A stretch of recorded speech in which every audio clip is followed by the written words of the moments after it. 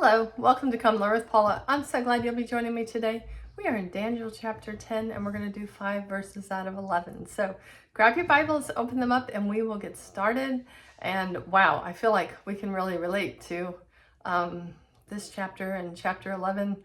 There's a lot going on, a lot of war, a lot of kingdoms opposing other kingdoms and rules. It's just amazing that God knew beforehand all of these things. Like nothing is a surprise to God. In fact, he tells Daniel so many things about the end times. So let's take a look. And our opening paragraph says, wars, terrorism, assassinations, so often world events seem out of control. We are frustrated and frightened because of our inability to do anything to stop them. The last of 4 great visions given to Daniel presents God's perspective on world events. So, wow, isn't that interesting? We are interested in God's world events.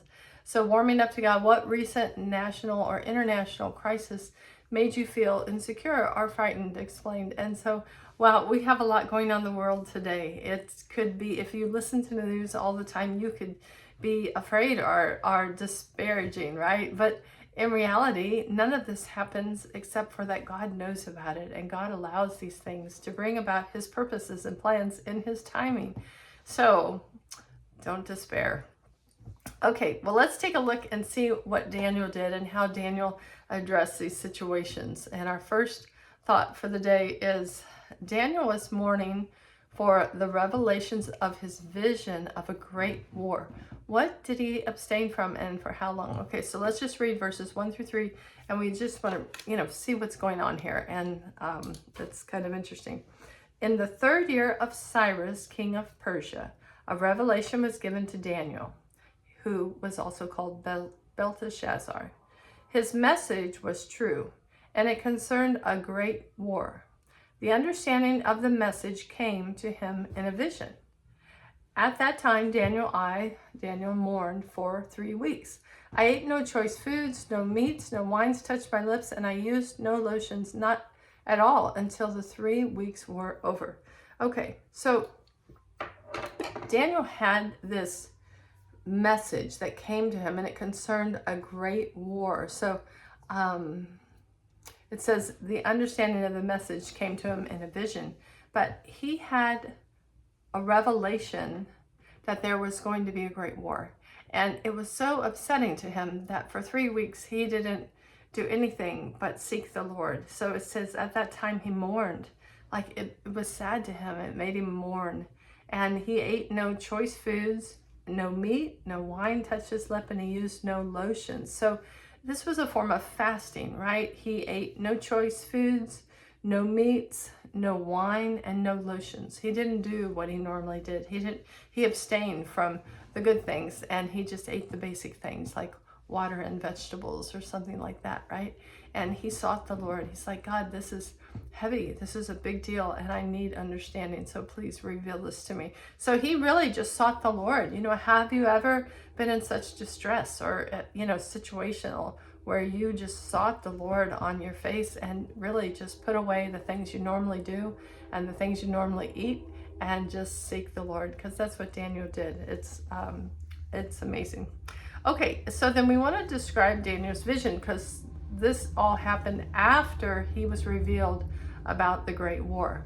Okay, verses 4 through 6. On the 24th day of the 1st month, I was standing on the bank of the great river, the Tigris. I looked up, and there before me was a man dressed in linen, with a belt of the finest gold around his waist. His body was like chrysolite, and his face like lightning. His eyes were flaming torches, and his arms and legs like the gleam of burnished bronze. And the voice was like the sound of multitude. Okay, so all of a sudden, on the 24th day of the 1st month, so we see that the dream was given in the 3rd year of the king of Cyrus, and now on the 24th day of the 1st month that he had this vision, and he looked up, and there before him was a man. And then he describes the man being dressed in linen, the belt of finest gold around his waist. The body was like chrysolite, his face like lightning, His eyes flaming torches, arms and legs gleam burnished bronze, and his voice like the multitudes. Okay, so this is very interesting. It also reminds me of Revelation 1, when Jesus was walking among the lampstands, and in verse, we can start with 13. And among the lampstands was someone like the Son of Man, dressed in a robe, reaching down to his feet, and with a golden sash around his chest. His head and hair were white like wool, white as snow, and his eyes like blazing fire.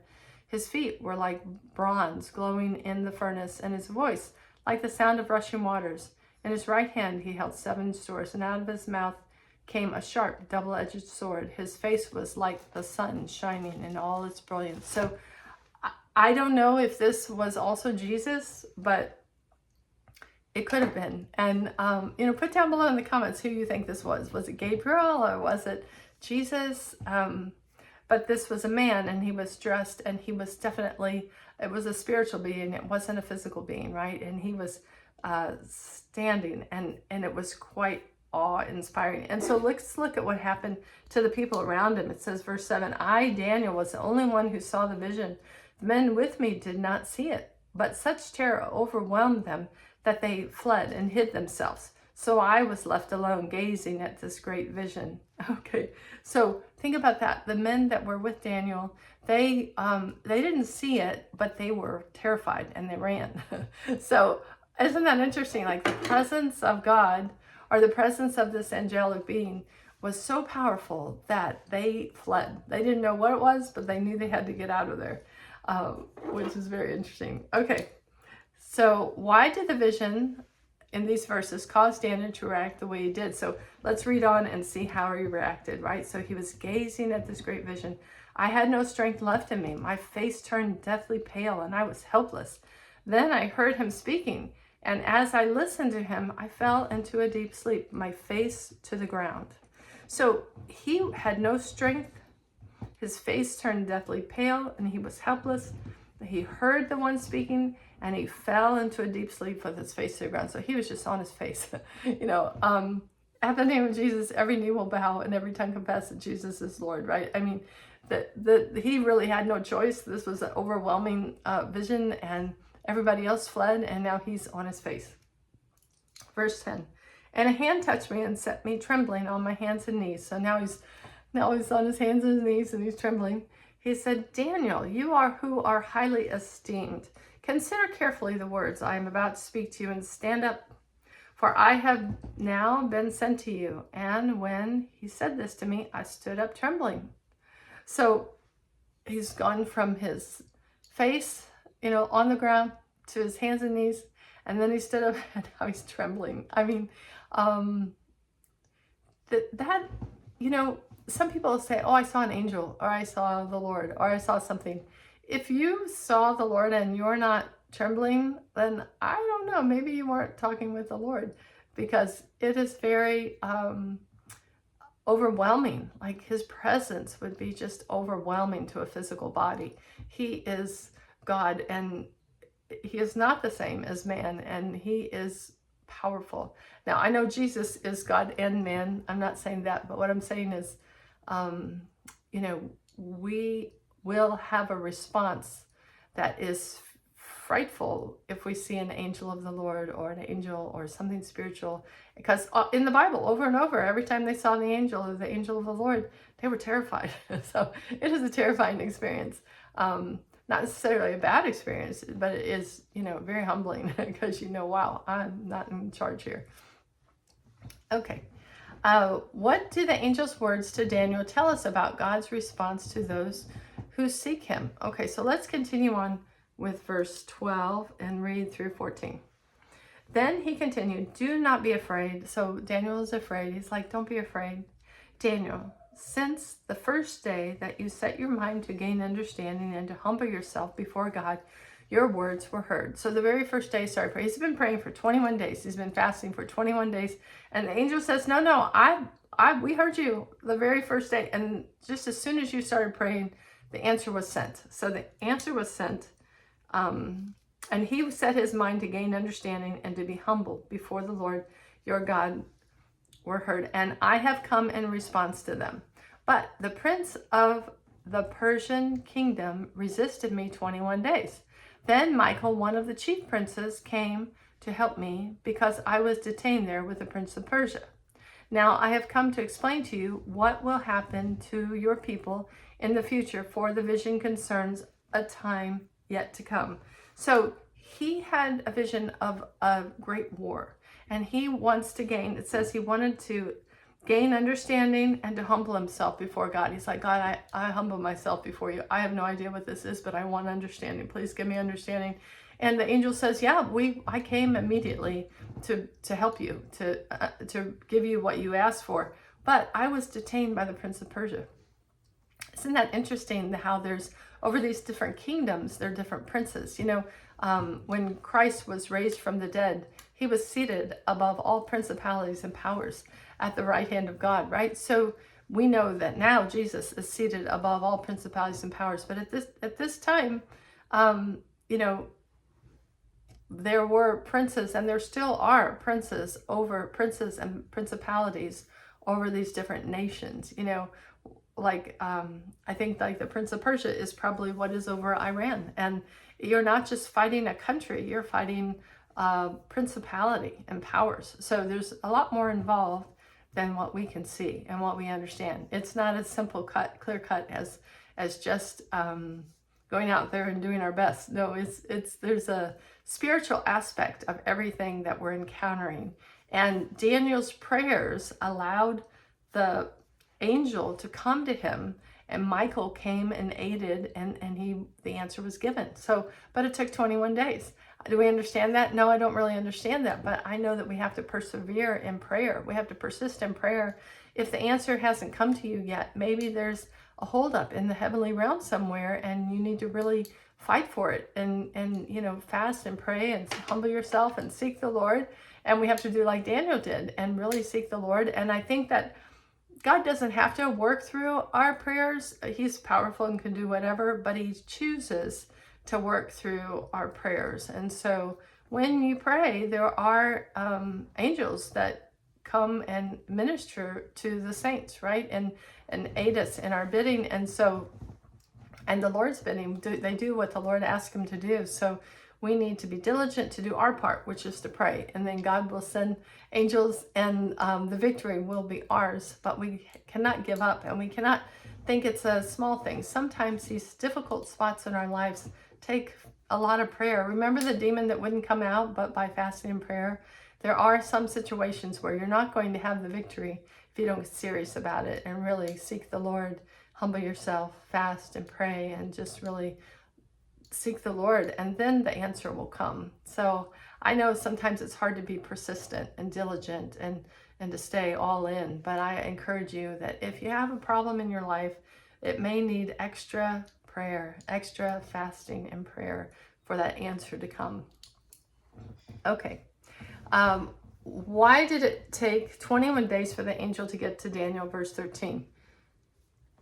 It says, and we've already answered this, but the prince of the king of Persian kingdom resisted me 21 days. Then Michael, one of the chief priests, came to me because I was detained there with the king of Persia.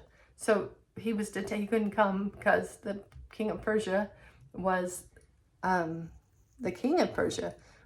there detaining him. That's very interesting. Okay, how does this encourage you to persist in prayer? Well, I've already said that. You know, if the great men in the Bible had to persist in prayer, then of course we're going to have to persist in prayer too. You know, don't give up. Don't grow weary in well-doing. For at the proper time, if you do not faint, you will receive your answer. You know, God will come and meet you where you are and help you. But we have to persevere. We have to be persistent. I think sometimes God really wants to see, you know, how committed you are, if you're all in or not, right? I mean, if it's just, oh, I think I'd like this, or Lord, please, I'm pleading, you know, there's a difference in prayer, right? And sometimes we have to really be persistent.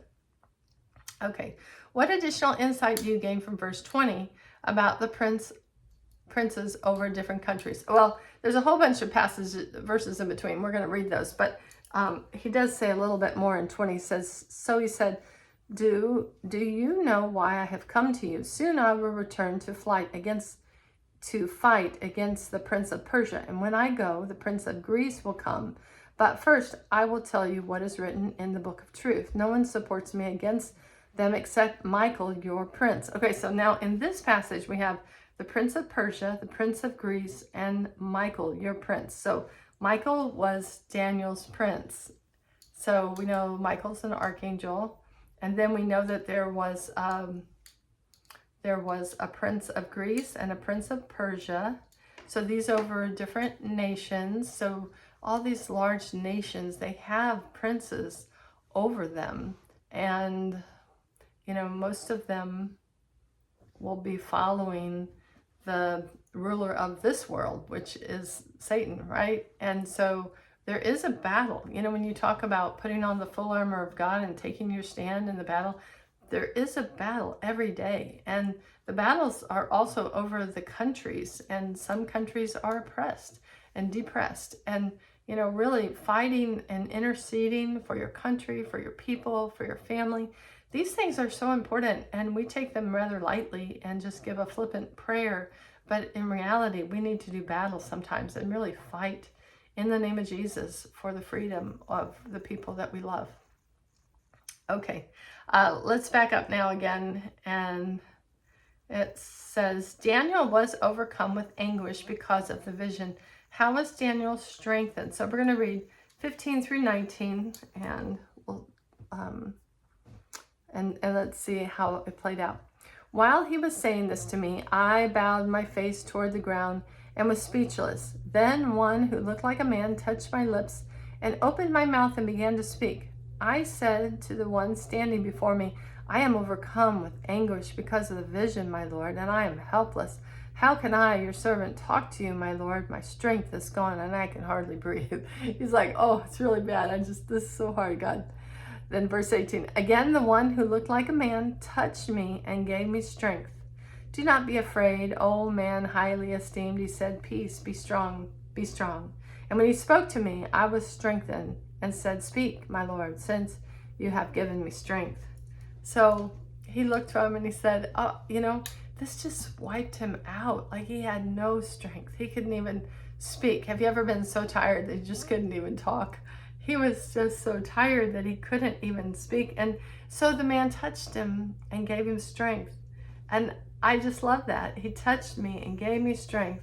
Do not be afraid. Oh man, highly esteemed. That's how God looks at us. If you're his child, you're, oh man, highly esteemed. You know, the Lord loves you and the Lord wants good things for you and he wants to reveal things to us, Lord, you know. So just like Daniel, he will strengthen you. Where does your strength come from? My strength comes from the Lord. So don't underestimate the power that God can work in you and through you, but call out to him because that's where your strength comes from. Okay, so he says, since you've given me strength, go ahead and talk to me. I want to hear this. Okay, how can we depend on God to strengthen us when we are weak? And there's a verse in Isaiah, and I love this verse. I just want to read it to you. It's Isaiah 40, verses 28 through 31, because there are all times when we do not have strength, when we're tired, when we don't feel like we can go on. We're at the end of the rope and you tie a knot and you hang on, right? But let's look at Isaiah 40, verse 28 through 31. It says, do you not know? Have you not heard? The Lord is the everlasting God, the creator of the ends of the earth. He will not grow weary or tired, and his understanding is no one can fathom. He gives strength to the weary and increases the power of the weak. Even youths grow tired and weary, and young men stumble and fall. But those who hope in the Lord will renew their strength. They will soar on wings like eagles. They will run and not grow weary, and they will walk and not be faint. But those who hope in the Lord will renew their strength. So how do you get your strength renewed? We hope in the Lord, and he will renew our strength. So if you're tired, if you feel like, wow, I don't have much to give, I don't have anything to give, just talk to the Lord. God, give me strength. I need strength to do your work. I want to be faithful, but I'm tired. So God, give me strength. Okay, I hope that's an encouragement to you. So we have Daniel trying to figure out what's going on, and the angel comes and he's like, oh, this is so hard, Lord. And God gives him strength, right? And we learn about all these different princes, this battle, this unseen battle that's going on all around him. And then in chapter 11, he goes into a very detailed list of risings of kings and kingdoms and falling of kings and kingdoms. And it is very precise. I mean, in fact, it's so precise that they can go back and find history. History relates to this verbatim. Like, you can go through and say, oh, this was, well, let's see. One of them, it says, treaty cemented by marriage of Bernice to Antiochus. Antiochus, former wife, Laodice, conspired to have Bernice and Antipas put to death. Bernice, her father, died at about the same time. Anyway, my study Bible just goes through and it talks about the king of the south and the epiphanies and all the details. And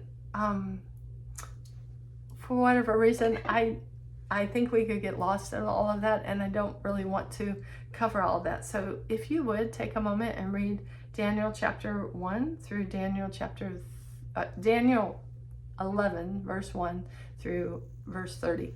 And that'll give you a lot of history that happened before the New Testament was written. And it's amazing, God, nothing's a surprise to God. He sets up kings, he deposes kings. All of this is to happen. But then there's this part where it's about the end. So all of it is there, and then all of a sudden there's a part that is not in history, and it's really about the beast in the end times. And so that's the part where I really want to pick up and discuss. And some of it's in today, but more of it's in next week's lesson. But I do want to look at 11:31 through 35. And this may or may not be the Antichrist yet, but it is like the Antichrist. And so with flattery, the Antichrist will corrupt and violate the covenant. How will God's people react, and what will the wise do? So let's look at verse 31 in chapter 11 through 33. His armed forces will rise to desecrate the temple fortress and will abolish the daily sacrifices. That did happen in like 183. If you read the book of Maccabees, it happened before Christ. But then Christ talks about the abomination of desolation that will happen. So we know that it will happen again. I don't know if that's the first time or the second time, but this is interesting. It says, so armed forces will rise up to desecrate the temple fortress and will abolish the daily sacrifice. Then they will set up the abomination that causes desolation. With flattery, he will corrupt those who have violated the covenant, but the people who know their God will firmly resist him. But the people who know their God will firmly resist him. So that's part of our answer. Let's keep going. 33. Those who are wise will instruct many, though for a time they will fall by the sword, be burned, or captured, or plundered. When they fall, they will receive a little help, and many who are not sincere will join them. Some of the wise will stumble, so that they may be refined, purified, and made spotless until the time of the end, for it will come at the appointed time. Okay, so now we're talking about the time of the end, and it will come at the appointed time. There is an appointed time when all this will happen. So let's go back and answer the question, how will God's people react when, and what will the wise do? So it says up here that those who know God will firmly resist him. So we're not going to fall for the Antichrist. We're going to firmly resist him. Even if it costs your life, you're not going to take the mark of the beast. You're not going to be succumb to his flattery.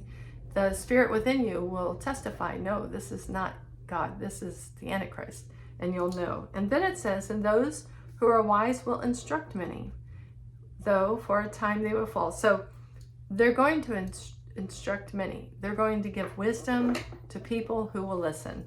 But they also will be killed by the sword. They'll be burned, captured, and plundered. That's happened over all generations. People die, and the type of death even that you are allowed to honor God with is is designed by God, right? So talk to the Lord about that. But just know that we're even to witness to those who persecute us, right? And so how will you have opportunity? The wise will instruct many. That's what it says. And when they fall, they will receive a little help. And many who are not sincere will join them. So you have to have discernment, because there will be wolves in sheep clothing that come in and try to say, hey, I'm of God, and they're not. Some of the wise will stumble. So they're going to fall. They're not going to do the right thing. But this is why. Why are they allowed to stumble? You know, God will uphold us, but sometimes he allows us to stumble.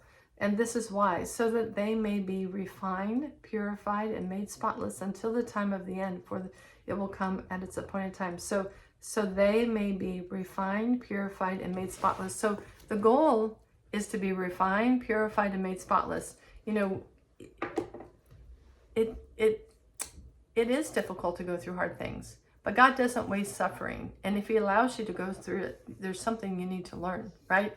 There's something I need to learn. So we have to ask him, Lord, how do I need to grow through this? How do I need to be purified and made spotless so that I'm ready to see you? Because I want to see you, and I want to be made right before you.